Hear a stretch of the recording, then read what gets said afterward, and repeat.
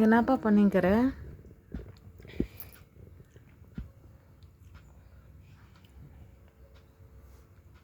பசி எடுக்குது. மெதுவாக ஏன் சொல்லின்னுக்கிற? பசி எடுக்குது. ஐயோ, மெதுவாக ஏன் சொல்லின்னுக்கிறேன்னு கேட்டதுக்கு இவ்வளோ கட்டியாக சொல்கிறேங்கோ. பசி எடுக்கிறவங்கோ இப்படியா இருப்பாங்கோ, கட்டியாக சொல்லுவாங்களா? சரி, என்ன சாப்பிட்டுங்கிறேங்கோ? சோறு குழம்பு. ஐயோ, பிரியாணி சாப்பிட்டு சோறு குழம்புன்றியாங்கோ?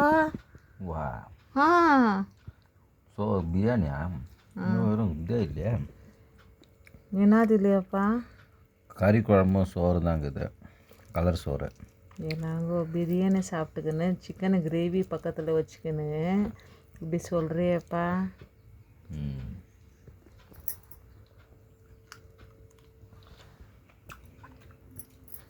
ஃப்ரெண்ட்ஸ் பாருங்கோ, பிரியாணியோ சிக்கன் கிரேவியோ காலையில் வச்சது இப்போ 3:30 மணி சாப்பிட்டுன்னுக்குறாங்கோ. சாப்பிடும்போது என்ன சொல்கிறாங்கன்னா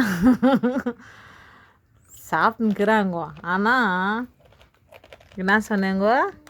சாப்பாடா சாதமும் கல்கம்பு அப்படி சொல்கிறாங்க பாருங்கள் ஃப்ரெண்ட்ஸ். உங்கள் வீட்லேயும் இதே மாதிரி உங்கள் வீட்டில் வந்து இப்படி மாதிரி எதை சொல்கிறாங்கன்னா மறக்காமல் கமெண்ட் போடுங்க ஃப்ரெண்ட்ஸ். ஓகேங்களா?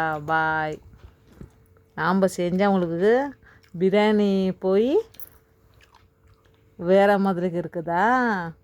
ஹோட்டலில் செஞ்சால் எப்படி இருந்தாலும் நல்லா இருக்குதா? நல்லா இருக்குதுன்னு சாப்பிட்டுட்டு வரீங்கோ.